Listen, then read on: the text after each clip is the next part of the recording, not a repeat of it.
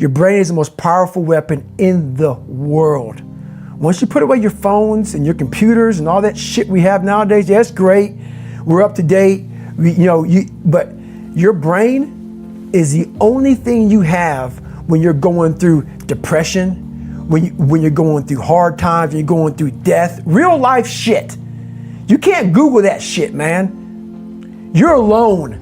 You're alone. You may have a shrink you're going to, you may have a best friend you're going to, but there's 24 hours in the day where you're alone in this brain, and your brain is talking to you in all kind of ways, and it wants to control you and pull you in these different pockets. If you can't control your own brain and your brain controls you, you're fucked. You got to tell your brain where you want to go and how you want to go and how you want to get there. You got to control it. If not, it's over. What existed for me was, okay, man, how am I going to fucking make this work? And all I knew back then was hard work. The only way anything gets accomplished. That's all I heard back in those days. You got to work hard. You got to work hard. I'm not getting I can't get this paragraph. I can't remember what the fuck's in this paragraph to pass this test to get in the military. Read it again. Still not getting it. Read it again. But if you're not getting it, write it out. And that's how I started learning. Okay, well, I gotta write out every fucking thing I do. And then write it out again, and write it out again. And guess what happened? I got it. I got it. I can't swim. I'm negative buoyant. Go back again. I can't swim. Go back again. Go back again. Go back again. I got it. I realized if I keep going back and going back and going back until the shit just becomes, your mind will say, fuck, okay, we're gonna figure it out. Because he is not going to stop. It's not like I'm gonna try one more time. No, it's just like alarm clock goes off, boop, we're going back.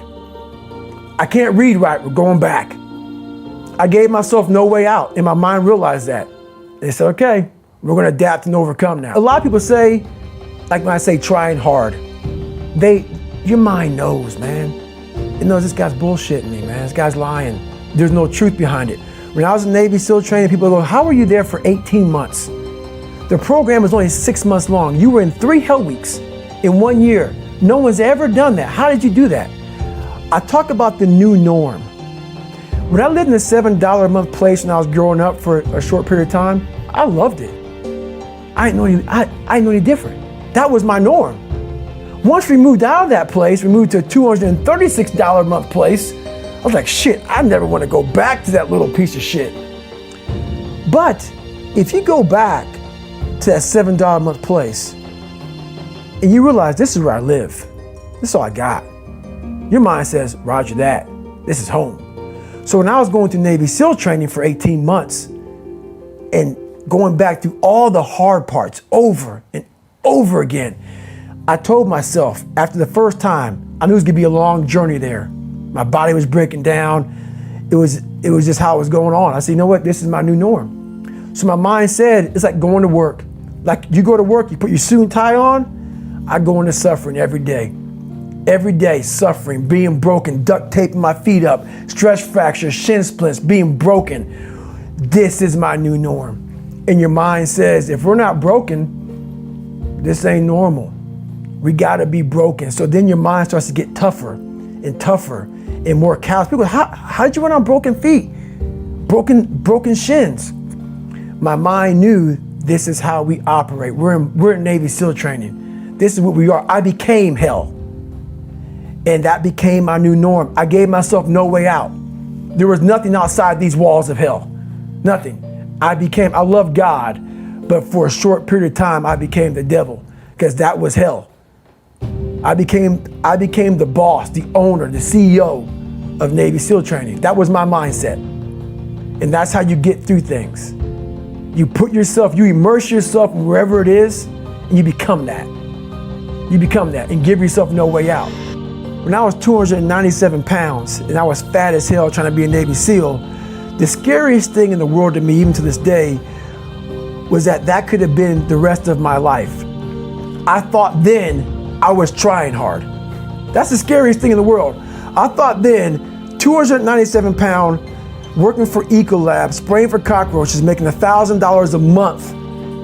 I thought that was me at my 100% potential. Come to find out, a few years later, I wasn't anywhere near that. 106 pounds less, graduated Navy SEAL training, went on to do all these other things. Looking back on that, that was me trying hard. That's why people gotta understand, what is in us, we have no idea until we start trying hard. And I mean really trying hard, where you're obsessed with, hey, this is my new norm. My new norm is that, wow, this isn't always fun. It's not always meant to be fun. And that's when you know you're trying. We all have two people. We all have two people. And I'm not saying you're crazy. We have the easy voice, which is that 20% telling yourself that I'm easy at 90% of my full potential, maybe 100% at that 20%. That's that voice that we all love. That's that very comfortable voice, that's that mommy holding you saying it's gonna be okay. Doesn't care how good you are, just loves you. Just loves you no matter how messed up you are in life. That's where you wanna be at. So that's that one voice. This other voice that we walk very far away from is a voice saying, hey man, you ain't doing shit. So we try to get this voice out of our head completely. And we live over here in this land. So what you have to do first is turn up this voice over here. The voice saying things to you that aren't nice. That it's in our head. People take this the wrong way in this new society. I'm not saying to put yourself down. I'm saying listen to the truth. And the truth isn't in the 20%. The truth is in this other part of your brain saying, look, man, you're wasting a bunch of percentage here. We have 80 more percent that we're not tapping into, because in this other 80% is suffering, pain, failure, self-doubt, darkness, and then a whole bunch of light. But to get to this light, you gotta go through all of this shit. So a lot of us know that. We know we can get over here, but over here, man, this is much better, because I gotta go through this journey that is not fun. This from 20 to 100%, this shit in between is not fun. So we decide to live over here. So everybody goes, how do you do that? You know exactly how to do that. You know exactly, it's not a magic trick. There's nothing I talk about in that book that's a magic trick. It's all back down to a very primitive mindset of we just have to do. It's like breathing. Breathing becomes normal. Like we don't even know that we're doing it. That's how you have to live your life. When that alarm clock goes off at 4 or 5 in the morning, your mind says no. You just say, it's just what we do. It's what we do now. Because to get to where you want to go, the amount of pain involved, I'm not saying physical, I'm not saying you got to break yourself off. The amount of mental pain of how many times you're going to have to do something that you don't want to do to get to where you want to go is going to be, there's going to be more times you do something that you don't want to do than you are going to want to do it. And that's your new norm. That's your new norm. So then it's like breathing. And then once you do this over and over and over again, it becomes like breathing. I don't want to live this lifestyle, but to get to the other side of this, I have to. So if you really want it, you realize what trying is and what trying is not.